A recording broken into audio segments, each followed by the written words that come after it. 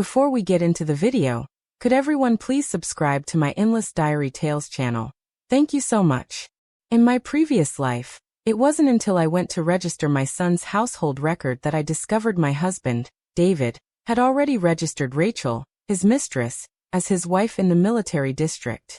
Even worse, he had listed Rachel's son, Ethan, under his name. It was the height of the one-child policy. Rachel's child was accepted into the military school, while my son, Ryan, was labeled a bastard and rejected by everyone. I threatened David with death. Only then did he agree to let my child come with the military unit, but only under the identity of his nephew. On the journey to join him, Ryan was kidnapped by human traffickers on the train. All that was left behind were 2 tiny severed pinkies. I went hysterical, begging David to place a missing child ad in the paper. He scoffed, calling me overdramatic. "Can't you be more reasonable?" he said. "Ryan is already disabled. If we can't find him, then just accept it. If you keep making a scene, the gossip will hurt Rachel and Ethan." Utterly devastated, I jumped into the river. But when I opened my eyes again, I found myself back on the very same day I was registering Ryan's household record. This time, I knelt at the gates of the military base, sobbing and begging the organization to stand up for me. After I successfully registered Ryan under my name at the Civil Affairs Bureau, I marched straight into the police station next door and caused a scene. "Officer, you have to help me. That man, David, took another wife behind my back. I'm his legal wife, but my son can't even get a proper household registration. If you don't give me justice, I'll take my son and die right here. I'll make such a fuss that David won't be able to sweep this under the rug." 3 days after I filed my complaint, David returned with his whole new family, much quicker than in my past life, where I had to risk everything to bring him home. Back then, I had sent 3 telegrams and received no reply. In the end, I cut open my thumb and wrote him a letter in blood. It took him a month to return, but this time a single phone call from the police was enough to bring him back instantly. Rachel strutted in wearing a gaudy bright red outfit with her hair curled in tight waves, handing out wedding candy to the villagers as she walked. The older women who received the sweets surrounded her, chirping "David," with such familiarity as if they had always accepted her. A mischievous kid had already run up to my house, making faces at me. "You're not really Uncle David's wife. Ryan doesn't have a dad. He's a bastard." Ryan saw my tears and gently placed his soft little hand on my cheek. "Don't cry, Mommy. Ryan has Mommy." I held him tightly, letting the bitter flood of emotions wash over me. Suddenly, I heard movement at the door. I turned to find David standing there, his expression impatient and cold. Ryan, curled up in my arms, looked up and asked curiously, "Mommy, who are they?" Hearing his question, both David and Rachel looked awkward. I didn't want my son to find out just yet that his father was the kind of man who abandoned his family. I had always told Ryan that he was the son of a hero. I told him to go inside and play, then lifted my eyes to face David. "Why is her son registered under your name?" I asked. At that, the two of them visibly panicked. Before David could explain, his son Ethan had already wandered around my yard and returned. "Dad, your hometown is so poor. There's no TV, no fridge, and the toilet smells. How do people live here? I want to go home." Ethan wrinkled his nose in disgust, staring at my modest yard with disdain. He wore a miniature military uniform and strutted around proudly. Meanwhile, Ryan's baby rattle had been something I made from scraps. Hearing Ethan's whining, David pulled out a milk candy from his pocket and gently coaxed him. "Ethan, go inside now. It's cold out here. Mommy and Daddy need to talk to this lady for a bit, and then we'll go." Watching that warm little moment, I couldn't help but feel bitter inside. When David noticed me staring, a flicker of guilt crossed his face. "Ethan's a poor child," he said softly. "He lost his father at birth. At the military base, kids like him get bullied. Back then, since we didn't have any children yet, I decided to put him under my name." "Then what about our child?" I asked, calm but cold. David hesitated for a moment before speaking. "School registration isn't based on household status. I can let Ryan attend school as my nephew." That's exactly what he said in my last life. And just like that, Ryan's father became a lie. David, a man supposedly martyred in service. David, as a supposed martyr, never asked the military for any compensation. He said he only wanted the child to grow up in the military district. In my previous life, David took the initiative to take responsibility for caring for Rachel and her son. And he made a promise to me, saying he was doing it out of gratitude and guilt toward his father. Deep down, I felt a sense of connection to his father and that boy. So, I agreed without hesitation. But over time, the allowance David sent home became smaller and smaller. His letters gradually shifted from talking about life in the military district to only mentioning bits and pieces about his father. I grew increasingly uneasy. What hurt me the most was how, without realizing it, he began comparing me to Rachel in his letters. Rachel isn't as strong as you. She always cries when things get tough, and I have to comfort her after training every day. Rachel is a picky eater, not easy to take care of like you. She has to eat a whole pound of white flour with every meal. Then bit by bit, his letters began to talk about a child. Ethan's grown taller. He's strong like his father, but he's got Rachel's temper. I tried steering the conversation back to our own child, but he would always dodge it. Eventually his letters stopped altogether. I thought he was just busy with military duties. He had once told me he was working hard for a promotion so Ryan and I could join him in the military district. But when Ryan reached the age for household registration, I finally realized he hadn't been busy. He had started another family. I threatened suicide, and only then did David return home a month later. The first thing he said to me when we met again was an insult. Everyone at the base already thinks Rachel is my real wife. I stayed away to spare you some dignity.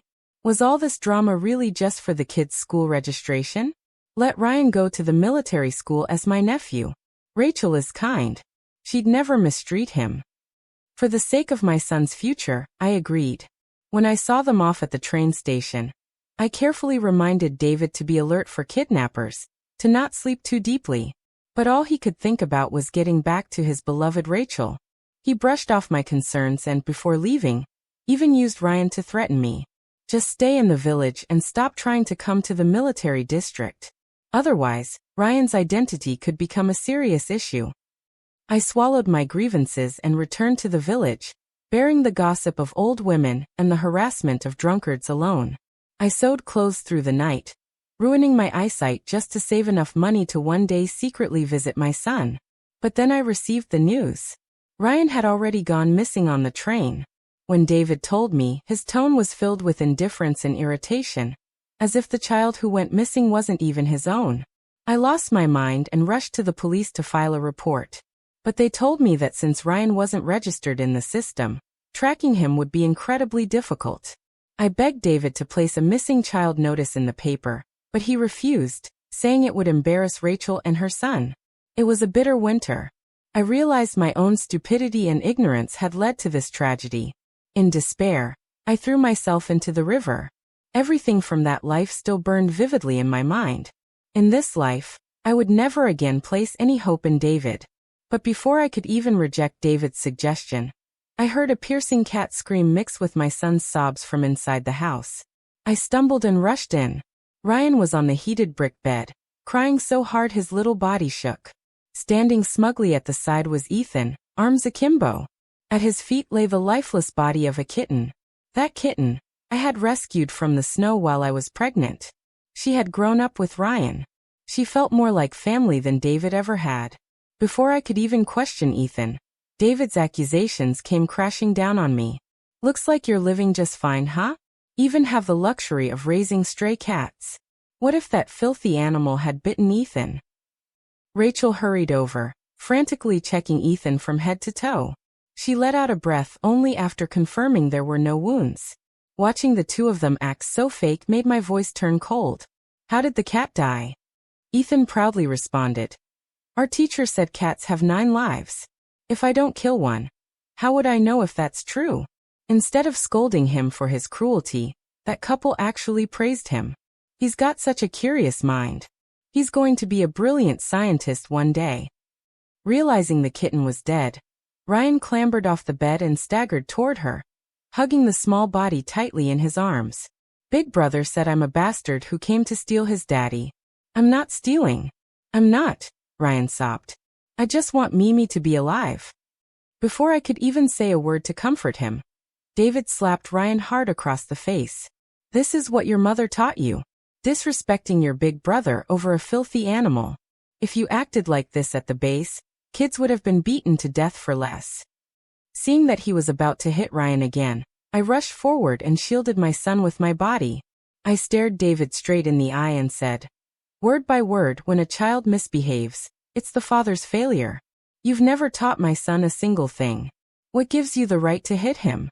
And you know very well whether my son slandered Ethan or not." Without sparing another glance at David or Rachel, whose faces had turned pale from being called out, I wrapped Ryan in a blanket and took him straight to the hospital. It was snowing heavily, and most villagers, having taken favors from David's father, refused to give us a ride. Step by step, I trudged through the snow with Ryan in my arms, my heart growing colder with every step.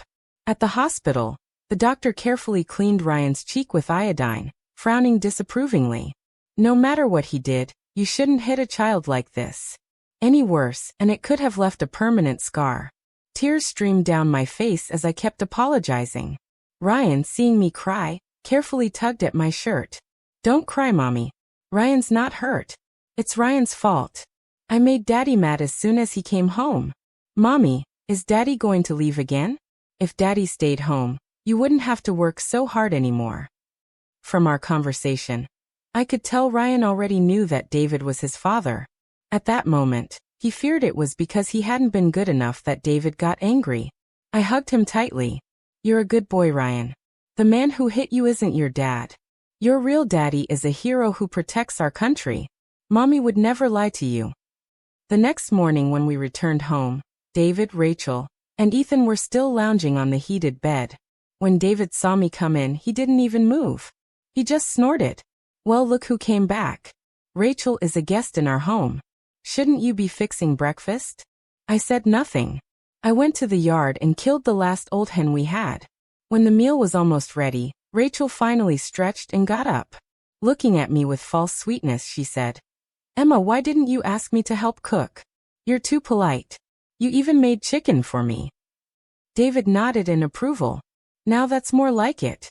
Be more accommodating with Rachel, and we'll all get along just fine." I laughed bitterly inside, but didn't show it. I served the chicken stew with mushrooms and called Ryan over to eat. Just as I was about to give him the drumstick, David's chopsticks darted in and snatched it away, placing it in Rachel's bowl. "Rachel, you're not in good health. Eat the drumstick to build up your strength." Seeing he was about to grab the other one, I quickly moved and placed it in Ryan's bowl. "Ryan, you're hurt. You need meat to heal." Just as Ryan picked up the drumstick, Ethan yanked it from his hands. "That drumstick's mine. You're just a little bastard. You don't get to eat it." David didn't stop him. In fact, he looked on approvingly. I slapped Ethan hard across the face. "Since you two won't raise him properly, I'll take on the burden and do it for you." Ethan burst into loud wails. "Wah, Dad. Mom, I want to go home. That old witch hit me." Rachel scooped Ethan into her arms, heart aching as she glared at me. "Emma, if you've got a problem with me, fine. But why take it out on a child? He's still young. He doesn't know better." David stormed over, picked Ethan up, and looked at me with hatred in his eyes. "So all that was fake, huh? I thought you'd finally come to your senses. But this is what we came back to. Since you don't know how to get along with Rachel and her son, then just stay in this village and reflect on yourself. And forget about Ryan going to the military school." With that, David carried Ethan out, pulling Rachel along with him. Ryan carefully took my hand, glanced at the drumstick, swallowed hard and said softly, "Mommy, I don't need the drumstick. Let's go get Daddy back." My heart ached as I gently stroked his head. "Mommy will take you to find Daddy in a few days." After settling all the matters at home, 3 days later, I took Ryan and boarded the train to the military district. We had arrived at the base. I told the gatekeeper that I was David's wife. He looked me up and down with a mocking expression. "You must be joking. Everyone knows Lieutenant David's wife is Rachel. If you're going to lie, at least do your homework." I didn't argue. I simply handed him my marriage certificate with David. He curled his lip with disdain, and went to make a call. He wasn't exactly quiet on the phone. I could clearly hear from outside. "Reporting, sir. David's ex-wife has come all the way from the countryside causing trouble." So now I was just the ex-wife causing a scene. Clearly, David and Rachel had done their share of poisoning my reputation on base. After hanging up, the guard reluctantly led me to a 2-story building. "This is the commanding officer's office. Go on in." A calm but sharp-looking female officer was already waiting for me at the door. The moment I saw her, I dropped to my knees. "I've been abandoned," I said. "While David enjoys life here after discarding his wife and son. Please help us. Help us get justice." Her face shifted from concern to fury. "This is outrageous," she snapped, slamming her hand down on the desk. Her reaction gave me a sliver of hope that justice might finally be on my side. I clung to her legs, sobbing. "Please, please give me and my child a chance to survive. Get those heartless, shameless people out of the military." The officer hesitated. "Rachel is technically a martyr's widow, and when people like her make mistakes, the organization still tries to deal with things with care. David's record in the military is also excellent." I pulled Ryan to me and showed her his rough, scarred hands, burns from years of helping me gather firewood. I lifted his shirt to reveal his back, covered in bruises left by the village kids who bullied him. Then I raised my own shirt and showed the twisted scar on my stomach, the mark left from when I had to deliver him myself during a difficult labor because the local hospital didn't have enough surgeons to perform a C-section. Finally, I rolled up my pant leg and exposed the burned scars on my calf, left when a local thug shoved me into a stove while I was fighting off his assault. The officer's eyes softened with real sympathy. I saw it wasn't fake. I took the chance. "I understand your difficulties, but I really can't go on like this. I'm requesting a divorce from David, and hope to receive some form of compensation." She nodded gently. "The organization will try to meet your requests." "What kind of compensation are you looking for?" "There must be other soldiers here who were injured during the war," I said carefully. "If possible, I'd like the organization to act as a matchmaker. After divorcing David, I want to remarry. I'm willing to let my son take my new husband's surname." She agreed to my request and temporarily arranged for me to stay at David's military home. A small courtyard with a working well filled with blooming roses. The bathroom was made of neatly stacked bricks, not like the filthy outdoor toilets back in the village. In the center of the living room stood a large family portrait. David, tall and handsome, Rachel, with her gentle smile, and Ethan, looking sweet and obedient. Anyone looking at it would think it was the perfect family. Ryan looked around with curiosity, but didn't touch anything. He just held my hand obediently. We rested in the guest room for one night. The next day, the officer notified me that Ryan was now officially allowed to attend school on base like any other child. She even helped me find a job as a seamstress. What David had failed to do for half his life took just 2 days with the help of the right people. Using the little money I had left, I bought a piece of fabric and sewed Ryan a new school bag. I didn't want him to be mocked like before for having old clothes or no bag. When Ryan came home after his first day at school, I checked him carefully. There were no signs of injury, no smell of garbage on his clothes. He wasn't walking on eggshells like he used to. Instead, he smiled and spoke excitedly. "Mommy, I really like the kids and teachers here. Even when I couldn't answer questions, no one hit me. The kids actually played with me. They all called me by my name, not bastard." Seeing the smile on his face, I finally felt a sense of relief. For once, I'd made the right move in this life. On the 3rd day, a young soldier in uniform knocked on our door. The moment we made eye contact, he straightened up and gave me a sharp military salute. "Ma'am," he said. "Hello, I'm Logan Lee," the man said. "Currently Deputy Commander of Unit X and your assigned match from the organization." Just then, 2 sharp voices rang out from the gate. "What are you doing at my house?" That was Rachel, a matchmaking candidate. That was David, stunned and furious. Rachel was the first to react. She quickly tried to stir up trouble. "Emma hasn't been back home for a while. We've all been so worried about you. Who would have thought we'd run into you here?" she added with fake concern. "I wonder if Emma's paid any visits to the commander's wife while we were gone. What exactly did you two talk about?" David's expression darkened the moment he heard Rachel's voice. But more than that, it was the word matchmaking that set him off. "What did you say to the commander?" he asked coldly. Not wanting to make a scene or complicate things further, I kept it brief. I asked the commander to allow Ryan to attend school here on base. David's expression eased slightly. He reached out, trying to take my hand as if to rekindle old affection. But my next words froze him in place. I also asked the commander to help me file for a divorce. His face went pale. Even though he saw me as beneath Rachel, with none of her elegance, noble background, or status as a martyr's widow, he had never seriously considered divorcing me. After all, I'd kept quiet in the countryside for years, shielding him from trouble. I even gave him a son. Realizing we had an audience, David moved closer and whispered beside my ear, "I know you've been through a lot, but don't just throw around words like divorce. Be good. You and Ryan should head back to the village for now. I promise I'll handle everything." I pretended not to understand. "What? You don't want a divorce?" I said loudly. "Then fine. Move my household registration here to the military district. The three of us can finally live together properly." At my words, Rachel's face turned ghostly white. Tears welled up in her eyes as she bit her lip, staring at David pitifully, silently accusing him of betraying her. David was caught between a rock and a hard place. The military was downsizing, and he needed to climb higher to avoid being discharged. Rachel's identity as a martyr's widow was his ticket.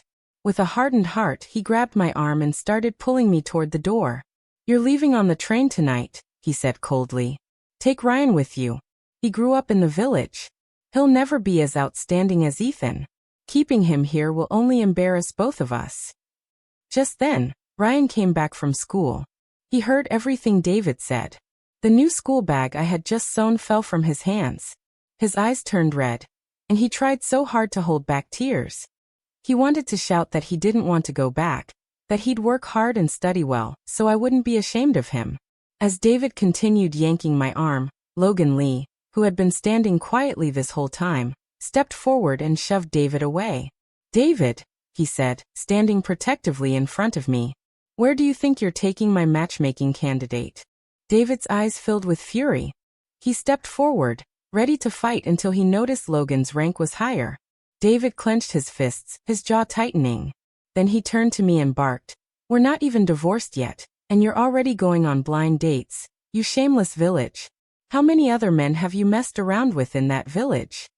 Not satisfied with just insulting me, he pointed at Ryan. "I always suspected that kid wasn't mine. I was only home for one night. How convenient that you just happened to get pregnant." I was shaking with rage. Ryan, hearing him insult me like that, ran straight at him and sank his teeth into David's hand, refusing to let go. David raised his leg, about to kick Ryan away, when a furious female voice thundered from the doorway. "David, what the hell do you think you're doing?" It was the commander's wife, herself a battle-hardened frontline officer. She pointed a furious finger at David. "This is your wife, your son, the people closest to you. Yet you use the filthiest words to insult them. How can the military trust you with any important responsibility?" I silently held Ryan tighter, forcing myself to swallow back my tears. I wouldn't let anyone see my shame. Hearing the commander's reprimand, David finally pulled his leg back, though his eyes stayed locked on me. He clearly realized I had reported everything to the commander. The commander continued, "You told us you were already divorced from your ex-wife. That was the only reason the organization allowed you and Rachel to live together. But now it turns out you abandoned your wife and son. Do you know what that's called? If we take it seriously, it's a violation of military marriage laws, an offense that belongs in a military court." Rachel tried to speak up on his behalf, but the commander shot her a deadly glare. "Rachel, were you aware that David already had a wife and child?" Rachel opened her mouth to lie, but under the commander's sharp eyes, she lowered her head, guilt written all over her face. "The compensation you received from the military was meant to give you protection and dignity, not to help you break up someone else's family." After the scolding, the commander handed down the disciplinary decision. David was demoted from deputy commander to company commander. The house he had been living in on base was reassigned to me and Ryan. As for Rachel, because of her status as the widow of a fallen soldier, she was only given a verbal warning. But due to David's demotion, he lost his qualification for family relocation. The house on base was taken back, and if he wanted to live in the city, he would have to use the compensation money to buy his own home. That same afternoon, I received my divorce certificate. Right after our divorce was finalized, David rushed to file a marriage application and officially registered his marriage with Rachel. The very next day, news of what happened between the three of us spread like wildfire across the base. The women here were just as gossipy as the village wives back home. Every time Rachel went to the market, people whispered behind her back, "So it's her, huh? Always acted so pure and proper. Who would have thought she'd steal someone else's husband?" I heard her kids were not even the martyr's biological child. She had that boy with David.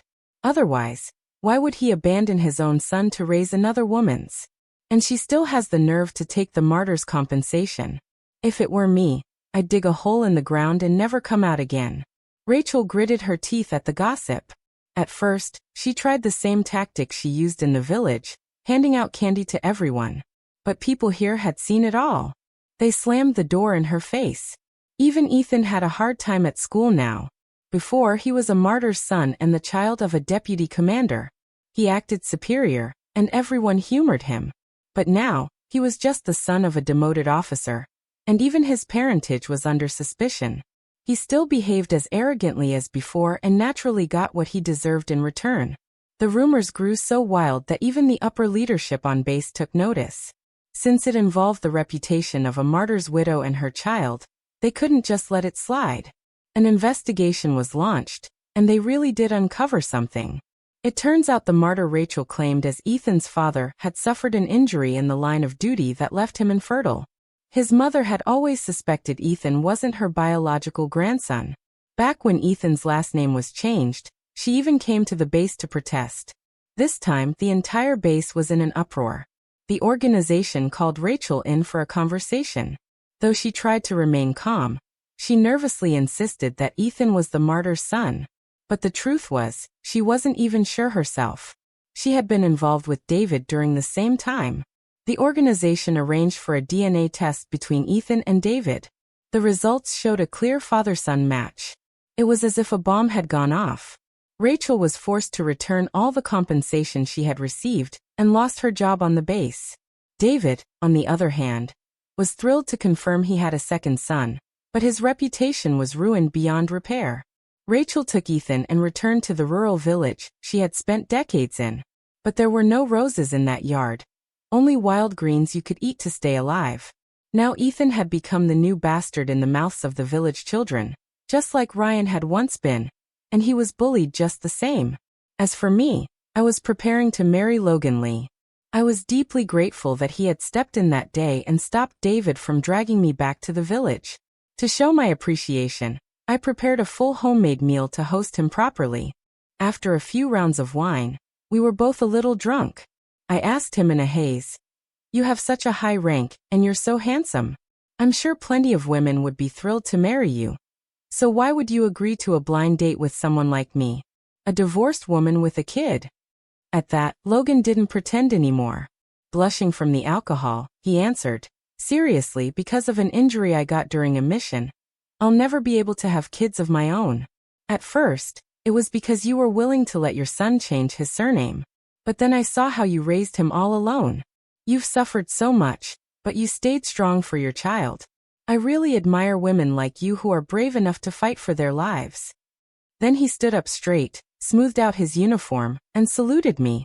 "I swear I'll spend my life taking care of you and your son. Please give me a chance."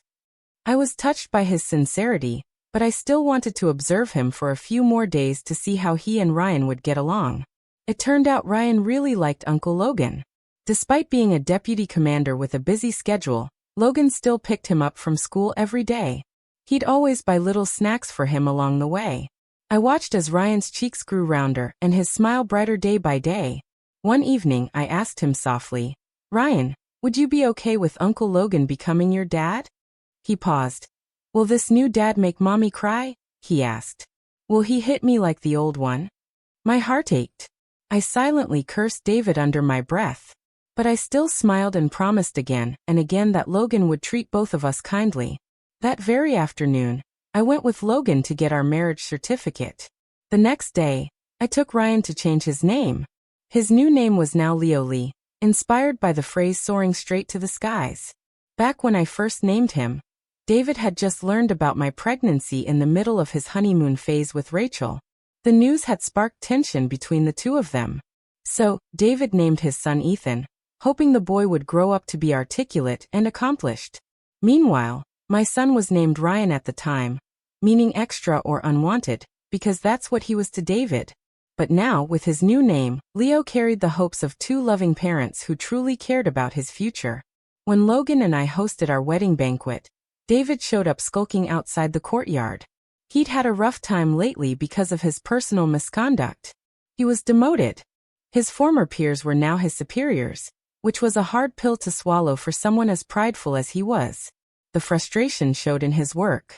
His poor attitude and sloppy performance during training led to more mistakes and even further demotions. He was now just a squad leader. He rubbed his hands together nervously and gave me a pleading smile. Can I just see Ryan one more time? I heard he's calling the commander's wife his godmother now. The greed in his voice made me sick. I rejected him without hesitation.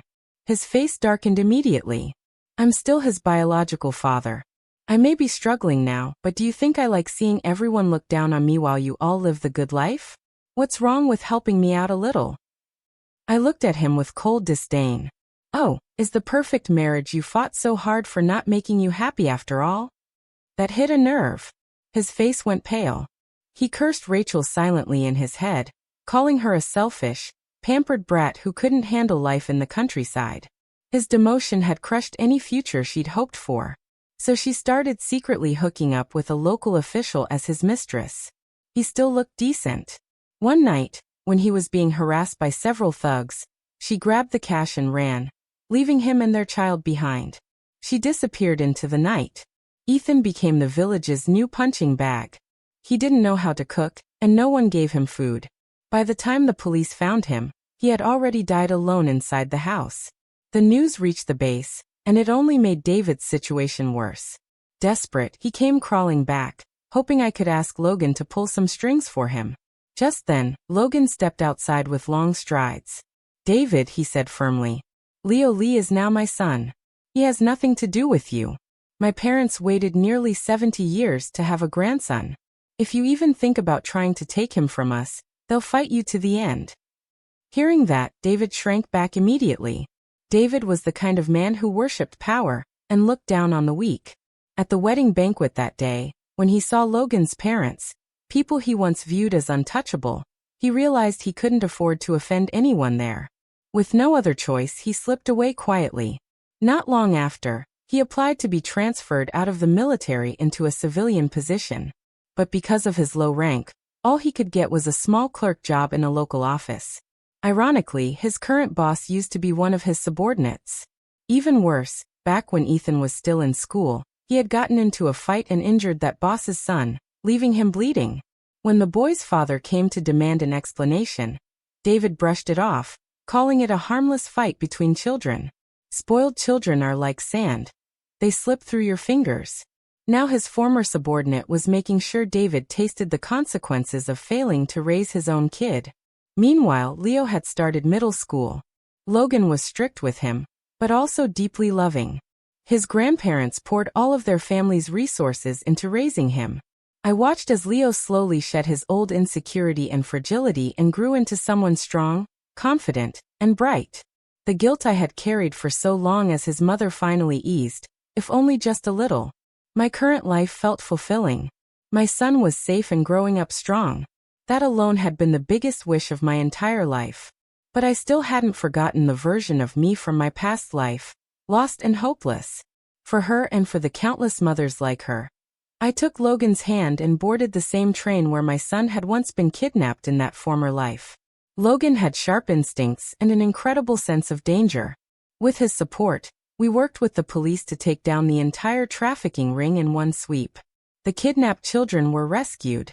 As I looked at their small, innocent faces, I was grateful I made that decision. And I hoped that in that past life, the son I lost had somehow found a better ending too. Logan was promoted because of the success of the operation, and he was soon transferred to the capital. His parents were even more pleased with me after that. They believed that his promotion had everything to do with my support. But what made me happiest was knowing that Leo would now have even more opportunities to grow and thrive in the capital. After I finished packing our things, I stood at the door, taking one last lingering look at our little courtyard. I felt reluctant to leave. It had come to symbolize so much of my healing and peace. In the distance, I heard Leo and Logan calling, "Mom, honey, hurry up. The train's about to leave." I quickly locked the door and smiled as I walked toward them. From here on out, it would all be good days.